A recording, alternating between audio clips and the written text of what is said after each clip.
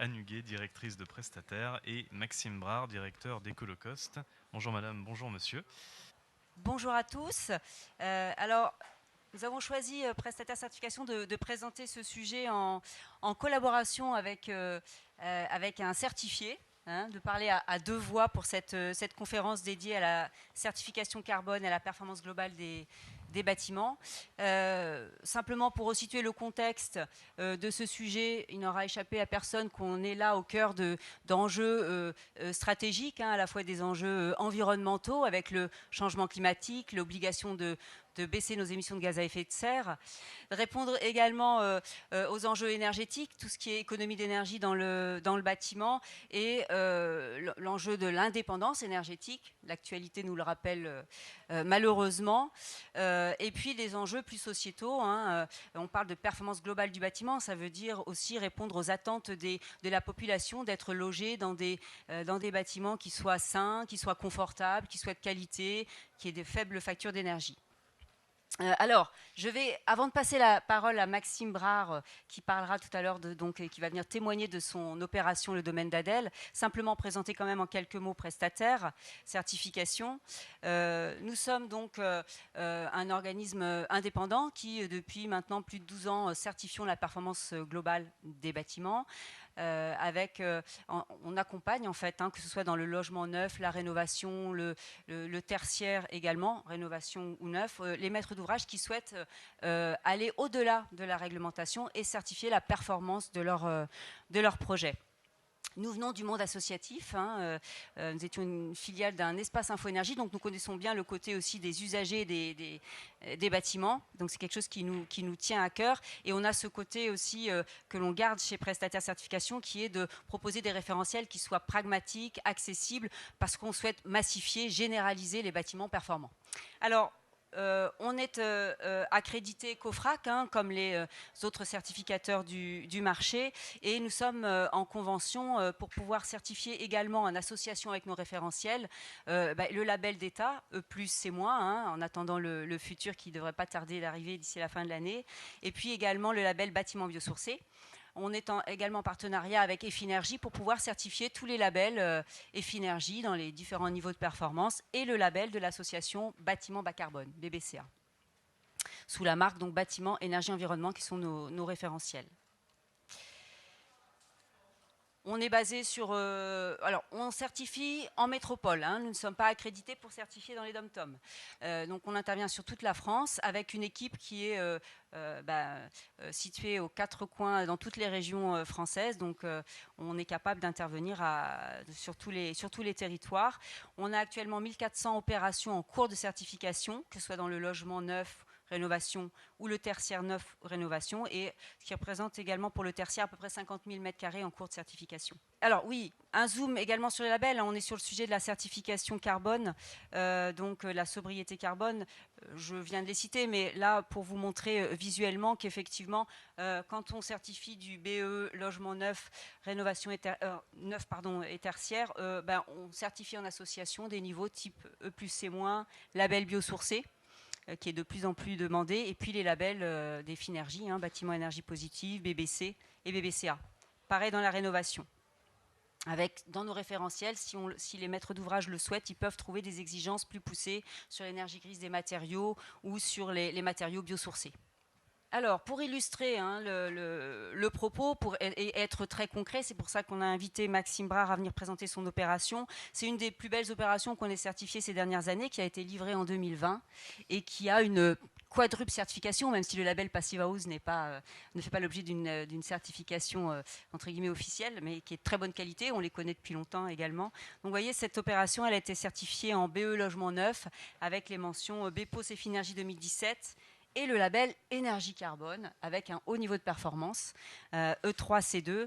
Et je vais laisser donc la parole à Maxime Brard qui va nous expliquer ce projet et qui ensuite, je ferai défiler au fur et à mesure les slides, va témoigner aussi de son retour d'expérience puisque ça a été livré en 2020, donc c'est intéressant d'avoir votre retour, les leçons que vous en avez tirées et puis la vision que vous avez aussi pour l'avenir par rapport à ces certifications carbone.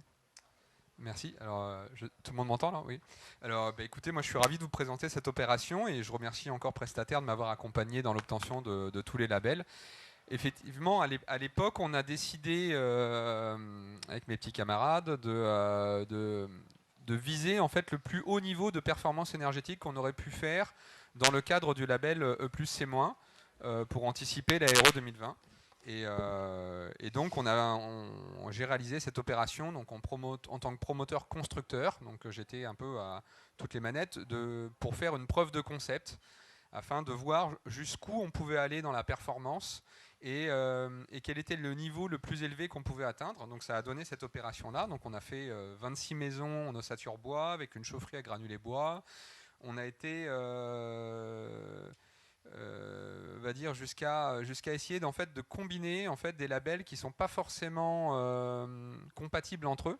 Je parle en particulier du label Passivos parce qu'on peut très bien être Passivos sans être RT 2012 par exemple. Et là, en fait, on a toute une succession de labels qui sont soit réglementaires, soit qui visent un peu plus haut que la réglementation, soit qui ne sont pas réglementaires du tout, mais qui sont intéressants quand même en termes de conception. Donc en fait, on a une opération sur laquelle on a essayé de cocher toutes les cases, on va dire, du bon élève, du bon maître d'ouvrage. Excusez-moi si ça fait un peu de voilà. Donc voilà, donc on a mis des panneaux solaires, on a mis une chaufferie à granulés bois, on a fait des murs de 40 cm d'épaisseur. Voilà, on a mis un radier isolé. Donc une opération livrée en 2020 et qui est un bon point de départ en fait pour faire une analyse de l'Aéro 2020 qu'on a aujourd'hui. Puisque sur cette opération, on a remouliné les calculs avec mon thermicien, on serait déjà Aéro 2028 en fait. Enfin, on serait déjà au seuil 2028.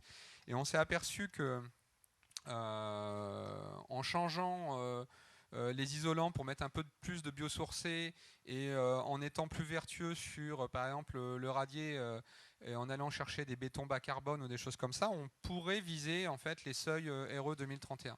Donc c'est une bonne surprise, voilà, parce que c'était le but de cette preuve de concept. C'était est-ce qu'on peut anticiper en fait les futures exigences de l'Aéro 2020, sachant que c'est une opération qui s'est vendue en VFA à 26 clients individuels et qu'à un moment donné, faut quand même trouver son marché, il faut quand même trouver des gens qui vous disent j'aime bien ce que vous faites et je l'achète, et qu'à la fin, moi en tant que promoteur, il faut aussi qu'il y ait une marge.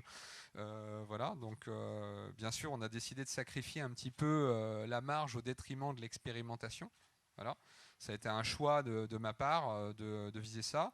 Dans le but de passer à l'étape d'après qui sera ensuite pour ma société d'ouvrir une usine, d'industrialiser, de passer au 3D, de pousser un peu plus loin le hors-site. Voilà. Et donc, comme vous pouvez le voir, les motivations de la démarche, effectivement, ça a été d'aller beaucoup plus loin. Ça a été d'avoir aussi un accompagnement avec prestataire pour dire si je fais ça, qu'est-ce que ça donne, qu'est-ce que je vais pouvoir effectivement atteindre, voilà, et puis de passer, comme je vous le disais, à l'étape d'après, qui pour moi est la massification du logement bas carbone, quoi. Voilà. Le retour d'expérience sur la certification, il a été très simple. En fait, je trouve que ça a été excessivement fluide avec prestataire. Voilà.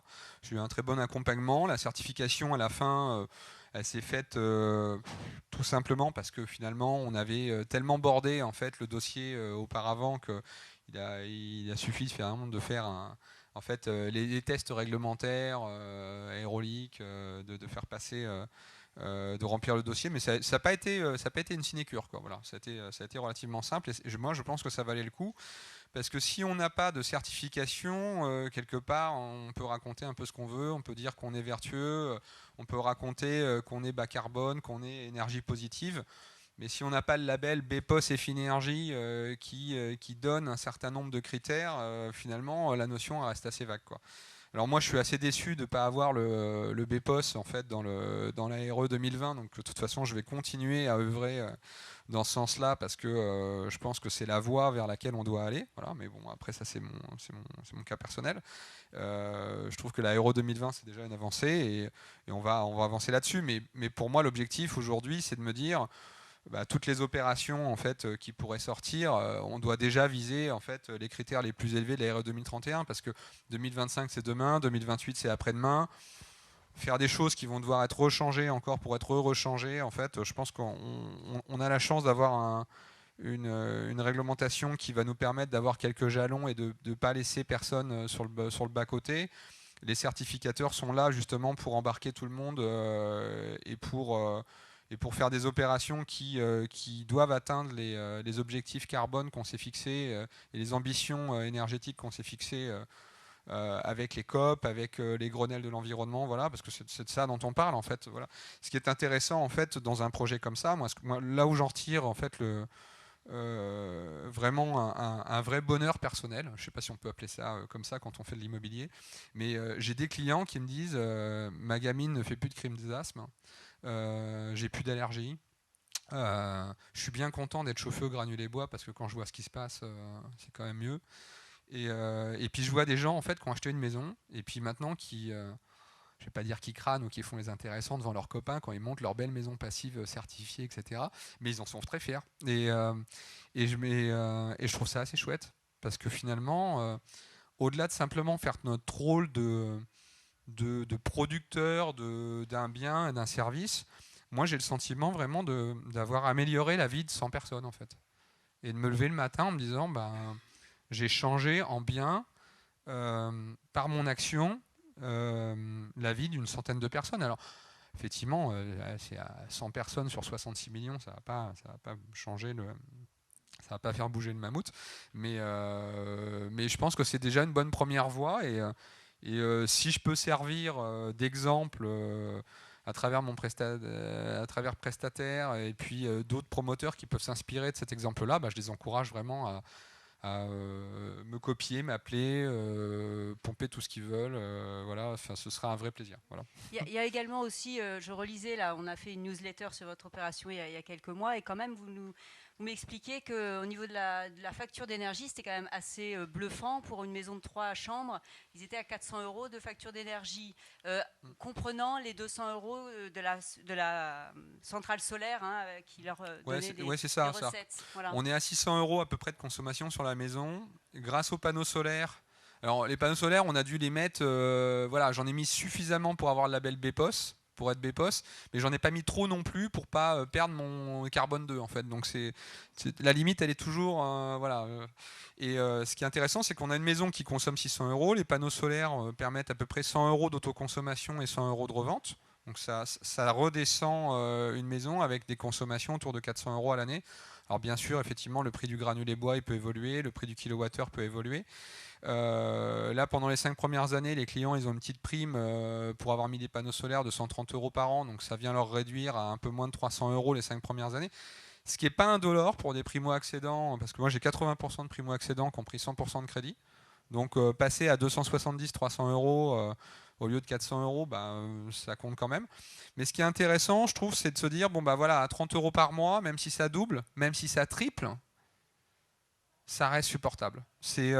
Parce que 100 € par mois pour une maison de 3 chambres, pour une famille de 4 personnes, c'est pas le bout du monde. Et ce qui est intéressant, là, ce qu'on n'a pas mis dans les slides, c'est que le retour sur investissement, en fait, il se fait en moyenne, on a calculé entre 12 et 14 ans. Et si on prend en compte en plus la valeur verte de la maison, on va être sur des retours sur investissement qui seront probablement de l'ordre de 7-8 ans. Alors, je ne vous fais même pas le calcul qu'on a fait sur 50 ans, parce que sur 50 ans, on voit qu'on peut économiser avec 6% d'inflation par an sur l'énergie, on est à 230 000 € d'économie. Donc effectivement, la question, elle ne se pose même plus. Mais ce qui est intéressant, c'est de se dire, est-ce que sur le court terme, elle se pose encore? Et bien, sur le court terme, pour moi, elle ne se pose même plus non plus, en fait. C'est pour ça que pour moi, ça n'a aucun sens de ne pas rajouter en gros 30 000 € de plus dans sa maison pour faire toutes les économies d'énergie et entre guillemets la plus-value ou la non-perte sur le logement plus tard, quoi. Voilà. Alors, bah, merci pour ce témoignage. Pour terminer cette conférence, déjà rappeler quand même l'avantage de certifier. Hein. Alors Maxime en a illustré certains. Effectivement, aujourd'hui, certifier, c'est une démarche volontaire. On n'est pas obligé de certifier. On est obligé de respecter la réglementation, mais on n'est pas obligé de certifier. Donc ça veut dire que les maîtres d'ouvrage qui le font, voilà, ils ont différentes motivations et il y a beaucoup d'avantages quand même à certifier. Alors évidemment, je prêche pour ma paroisse. Hein, mais alors, je rajouterais peut-être quelque chose, c'est que pour moi, mes clients, pour eux, ça a de l'importance, hein, parce qu'ils ont toujours l'impression d'être un peu roublardés. On leur a dit, ouais, tiens, c'est comme ci, c'est comme ça. Non, mais c'est green. Et en fait, la certification, elle apporte la preuve à la promesse qu'on fait quand on fait une opération. Et pour moi, il n'y a pas de promesse sans preuve, en fait. Tout à fait. Alors c'est un des avantages là qui est listé sur ce slide. Donc déjà, voilà, la première chose, c'est de reconnaître officiellement quand un maître d'ouvrage a fait des efforts, a fait une belle opération, c'est dommage de ne pas la faire reconnaître et de pouvoir la valoriser, parce que clairement, et là on se passe aussi du côté de la communication, c'est-à-dire que ce n'est pas communiquer pour faire de la pub, c'est communiquer pour donner envie à d'autres de faire pareil. Hein, c'est aussi tous ces signaux positifs qu'on envoie quand on certifie. Donc c'est que ce soit reconnu officiellement et que ça soit diffusé, valorisé. La deuxième chose, vous l'avez un peu développé, Maxime, c'est développer son savoir-faire. C'est-à-dire que les maîtres d'ouvrage qui se sont engagés depuis des années dans ces certifications carbone, alors que ce n'était pas obligatoire, alors que c'était pionnier, eh bien, ils ont acquis une avance technologique, une avance de savoir-faire, une avance de valorisation de leurs biens, etc. Donc c'est non négligeable aussi comme avantage pour certifier. Alors la valorisation du patrimoine, vous l'avez dit, on le sait nous depuis maintenant plus de 10 ans qu'on est dans le monde de la certification. Les biens qui ont été certifiés, il y a quand même une garantie de résultat, une garantie de bâtiment qui vivra mieux, qui sera plus facile à maintenir, qui aura des consommations d'énergie plus faibles, une bonne empreinte carbone, ça se vend mieux et ça se loue mieux. D'autant plus avec les nouvelles étiquettes énergie, ça se louera d'autant mieux que les bâtiments sont certifiés et qu'il y en a la preuve. C'est aussi une manière, en certifiant, d'anticiper les réglementations. On sait que le sens de l'histoire, c'est d'aller vers des réglementations de plus en plus exigeantes. Pourquoi ? Pour lutter contre le réchauffement climatique, réduire les émissions de gaz à effet de serre, pour répondre aux besoins des ménages, aussi d'avoir des factures d'énergie qui ne soient pas trop élevées. Donc de toute façon, le fait de certifier, c'est aussi être dans un positionnement de ne pas subir la réglementation, mais d'être proactif. Ça, c'est un des avantages. Et puis également, faire appel à un certificateur accrédité, c'est bénéficier d'une tierce expertise indépendante qui va venir valider votre démarche en toute indépendance. Ça, c'est aussi important. On le voit par les témoignages aussi de nos maîtres d'ouvrage, ça va inciter les entreprises qui interviennent dans la filière bâtiment. On connaît la filière bâtiment, ce n'est pas non plus toujours l'idéal, mais n'empêche que sur les chantiers qui sont certifiés, on voit bien que les entreprises, elles sont sensibilisées, elles cherchent à bien travailler parce qu'elles savent que derrière, de toute façon, le maître d'ouvrage, il doit avoir sa certification. Donc il y a quand même une exigence et les entreprises, ça les tire vers le haut, en fait, le fait de savoir qu'elles travaillent pour un chantier qui est certifié. Alors, je l'ai mis en dernier, mais c'est quand même souvent le premier moteur, bénéficier des aides financières parce que, notamment chez Prestataire, beaucoup de nos clients sont des bailleurs sociaux qui cherchent aussi, et c'est normal, à avoir l'exonération de la taxe foncière, des majorations locales, etc., ce qui est et qui suppose d'être certifié. Donc, on vient aussi chercher une certification pour avoir les aides financières qui vont permettre de boucler les projets. Et puis, dernier argument, sur la certification, ça va permettre d'innover. Pour ce qui nous concerne, nous sommes sur des certifications avec des obligations de résultats et pas de moyens. Ça veut dire que concernant les moyens, le champ est libre. On peut innover, on peut créer, on peut imaginer de nouvelles solutions. Alors certes, qui doivent quand même avoir l'objet d'agrément, etc., puisqu'on ne peut pas certifier n'importe quoi, mais n'empêche qu'on le voit sur les projets, les maîtres d'ouvrage qui se prennent au jeu, vraiment ont des initiatives qui sont très intéressantes. Et d'ailleurs, on prévoit de bientôt faire un prix de l'innovation dans nos référentiels et de valoriser ce côté innovation, parce que beaucoup de solutions encore restent à trouver dans le monde du bas carbone. Pour terminer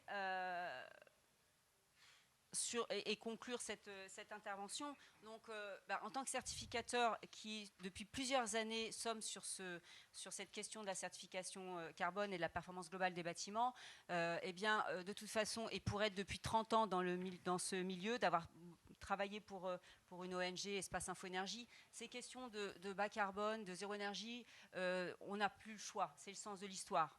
On peut discuter, mais il faut y aller. Il faut se relever les manches, les solutions existent, la filière sait faire, la réglementation 2020 est une vraie avancée. Certes, ça ne va pas être simple, certes, le contexte actuel n'est pas simple pour le monde du bâtiment notamment, mais il faut rester optimiste, le cap est donné, il faut aller vers des bâtiments à énergie positive, il faut aller vers du zéro carbone. Les maîtres d'ouvrage, beaucoup sont volontaires, le font, ont déjà un savoir-faire. Moi, pour ma part, la RE 2020 va pas assez loin et pas assez vite. Mais après,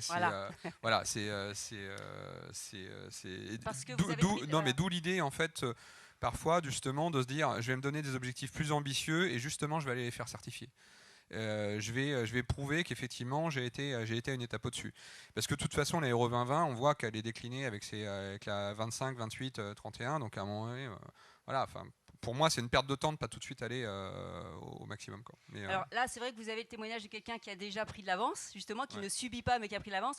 C'est vrai que la réalité aussi d'une partie des maîtres d'ouvrage avec qui on travaille, parfois certains découvrent le carbone. C'est difficile à croire, on est d'accord mais c'est vrai. Donc il faut aussi faire avec ceux qui n'ont pas encore expérimenté, qui découvrent un peu la question, qui se demandent comment c'est faisable, est-ce que c'est faisable. Donc voilà. Effectivement, tous les maîtres d'ouvrage n'en sont pas au même niveau. En tout cas, ils ont la volonté de certifier. Il faut avoir la volonté de certifier pour aller au-delà. Du côté de l'ingénierie, les bureaux d'études, les assistants maîtres d'ouvrage commencent à savoir faire. Ça faire pour tous ceux qui ont déjà fait des projets bas carbone. Certains sont en train de se former parce qu'effectivement, ils ont peut-être un peu attendu sur la question, mais tout n'était pas non plus encore au point. Et puis les entreprises aussi, on le voit bien, on lit la presse spécialisée se met sur des produits innovants, sur des produits bas carbone, voilà. Donc nous, en tout cas, du côté certificateur, on reste optimiste, même si on est totalement conscient du contexte qui n'est pas forcément simple. Et on reste optimiste. Et finalement, pour résumer cette intervention, de la certification carbone et de la performance globale des bâtiments, je donnerais trois idées clés. C'est-à-dire que c'est possible.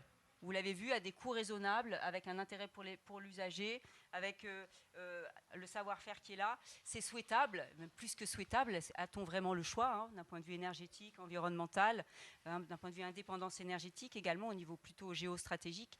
Et puis aussi, dernière chose, c'est attendu, la population attend, et on l'a vu avec le Covid, ça a vraiment mis en évidence cette problématique. Là, il y a des besoins de logement. Il y a des besoins de rénovation, de construction de logements, à un niveau de qualité que la population souhaite, c'est-à-dire avec des bâtiments sains, des bâtiments confortables, de qualité, et avec une facture énergétique basse. Voilà. L'empreinte carbone, on peut concevoir qu'elle est peut-être plus abstraite pour les gens. Ce qui va leur parler, c'est la facture d'énergie à la fin, c'est le confort, la santé dans le bâtiment. Mais tout ça est lié à l'empreinte carbone. Tout est lié. Donc voilà, s'il fallait vous convaincre de... certifier ou en tout cas d'être attentif à ces questions de certification au-delà de la réglementation, eh bien, nous avons un message optimiste pour vous dire que c'est possible, c'est souhaitable et la population attend. C'est bien, merci, on a besoin d'optimisme. Je retiens, Maxime Brard, votre phrase, l'ARE 2020 ne va pas assez vite et pas assez loin. Je ne suis pas persuadé que tout le monde partage votre point de vue, mais en tout cas, c'est bien d'avoir un exemple je suis persuadé qu'il y a beaucoup de monde qui ne partage pas mon point de vue. Ça, j'en ai parfaitement conscience. Je vous taquinais, bien sûr, mais d'avoir un exemple concret comme ce domaine d'Adèle. Est-ce qu'on a encore le temps pour 4 minutes? C'est bon, on est large. Pour quelques questions dans la salle. Oui, monsieur. On vous amène un micro. Merci pour cette présentation. Bonjour, Christian Marquis, je suis dirigeant de Combles dans France. On fait des aménagements de combles, on est charpentier, donc on travaille constructeur bois. On fait des transformations de maisons pour ajouter un étage, en fait, soit en transformation du comble, soit en réalisation de surélévation de maisons. Et en fait, les certificateurs aujourd'hui ne sont pas encore totalement prêts parce qu'il y a des millions de propriétaires de maisons individuelles qui aujourd'hui, et je plaide pour ça, ne peuvent pas encore bénéficier de labellisation de ce qu'ils font chez eux, de leur maison individuelle. Ce sont des marchés de maisons individuelles, ce sont des cas par cas, mais ils sont des millions en fait ces propriétaires-là. Et aujourd'hui, nous recherchons chez Combles dans France une possibilité de labelliser BBCA, mais une opération pour votre maison, juste vous à titre propriétaire particulier. Et aujourd'hui, on n'a pas cette solution-là encore. Alors, sachez qu'on le fait. On fait en majorité du logement collectif pour les bailleurs sociaux sur des gros volumes, mais on labellise, on certifie des maisons individuelles régulièrement. Ce n'est pas la majorité de ce que l'on fait, mais tout à fait, on sait tout à fait faire en neuf ou en rénovation. Je suis content de vous découvrir alors, merci. Y a-t-il et en plus, c'est une équipe très sympa. Pardon. Bonjour, Monsieur Sachot, S Métropole Habitat, bailleur social sur l'Est lyonnais. Je suis d'accord avec vous, Monsieur Brard. Je pense qu'on ne va pas assez loin. On est deux au moins dans la salle, c'est bien. La question, c'est, on se dit que la ville de demain, c'est 70% de la ville d'aujourd'hui. Sauf que la Euro 2020, elle parle que du neuf. Et si on veut vraiment être ambitieux et audacieux, il faudrait qu'on arrive à avoir une Euro 2020 qui s'applique aussi à la réhabilitation. pour qu'on parle de décarbonation, certes en termes de consommation d'énergie, mais aussi en termes de matérialité. Et aujourd'hui, je pense que si on veut arriver à ce Big Bang écologique, on veut vraiment mettre en œuvre, il faut que la réglementation et la certification nous suivent dans ce sens-là. Parce qu'on est nombreux et très nombreux à vouloir aller dans ce sens, mais il faut qu'on soit accompagné par la certification. En fait, via des labels, nos labels et des labels comme Effinergie, BBC Bas Carbone, qui vient de sortir en octobre dernier, qui essaie de répondre à cette problématique. Donc voilà, oui, alors on peut sûrement encore mieux faire et faire plus, mais c'est faisable aujourd'hui quand même d'avoir des rénovations à des niveaux de performance quand même et qui répondent à l'empreinte carbone. Après, effectivement, aujourd'hui, c'est plutôt le neuf qui est ciblé. Dans la rénovation, il y a un enjeu. On sait faire, mais il faut sûrement encore aller plus loin. Oui. Moi, je rajouterais qu'il y a quand même un gros effort qui est fait sur la réno. Et dans le neuf, on construit 1% des logements par an. Ce qui veut dire que dans 30 ans, on aura 30% de notre parc qui, si on fait les efforts aujourd'hui, sera classe A, BPOS, passif, tout ce qu'on veut. Si on fait les efforts aujourd'hui. Mais ça veut dire que je suis d'accord avec vous, il y a 70% des logements en fait, qui ne vont pas rentrer dedans ou qui suivront derrière. Et sur ça, il faut faire quelque chose. Alors moi, je crois beaucoup au développement de ce qu'il y a avec Comblant en France, là, sur les built in my backyard, les extensions, les choses comme ça, parce que je pense que c'est l'avenir. Je pense que les opérations comme la mienne doivent peu ou pas exister et doivent venir en remplacement d'habitats qu'on ne sera pas capable de rénover, sur lesquels on va densifier. Parce que moi, ce que j'ai fait à Villeneuve-Saint-Georges, c'est ni plus ni moins qu'un immeuble couché par terre. Hein. Enfin, faut être clair, hein, c'est de la maison de Coron, on a 5000 m² de terrain, on a mis 26 maisons. Voilà, donc c'est 50 m² de jardin derrière, 20 m² devant. On est entre de la maison individuelle et de l'habitat collectif. Et ben, ça revient effectivement à faire des extensions, ça revient à construire dans son jardin, ça revient à construire la ville sur la ville. Voilà, donc c'est ça, mais c'est en faisant tout ça qu'on y arrivera. Mais sur la rénovation, il y a plein de choses qui sont en train de se faire là. Voilà. Donc nous, on va faire la partie du neuf, les 30%, et puis les 70%, ben, on va laisser les équipes de la rénovation s'en occuper, quoi. Voilà. Oui, puis après, finalement, la difficulté est toujours la même, c'est qu'il faut arriver à embarquer toute une filière, quoi. C'est-à-dire que voilà, il y a quand même beaucoup d'acteurs et de corps de métier qui interviennent. Ouais, mais c'est là aussi, je pense que le neuf doit faire sa transformation et aller vers la construction hors site et la préfabrication. Je vois que dans le fond de la salle, on a Monsieur Carteret qui fait déjà du hors site et du bois. Et voilà, bah, ça c'est bien. Voilà, on a Comblant en France. Voilà, alors je reconnais 2-3 têtes aussi. Parce qu'en fait, les gens qui vont être les plus qualifiés vont devoir aller sur la rénovation. Et nous, sur le neuf, on va devoir ramener vers l'emploi des gens qui seraient peut-être en situation d'échec et qui, grâce à l'industrialisation, à la construction 3D, vont permettre d'être en situation de succès et de construire des bâtiments qui vont devenir beaucoup plus techniques et beaucoup plus performants. Voilà. Donc ça, on a un double enjeu dans le neuf qui n'est pas si simple que ça, c'est qu'on va devoir vraiment monter en compétences, quoi. Voilà. Et néanmoins, on va sans doute perdre des bras au profit de la rénovation. Moi, j'en ai fini. Et ben on en a fini aussi, donc ça tombe bien. Merci beaucoup à tous les deux. Merci à vous.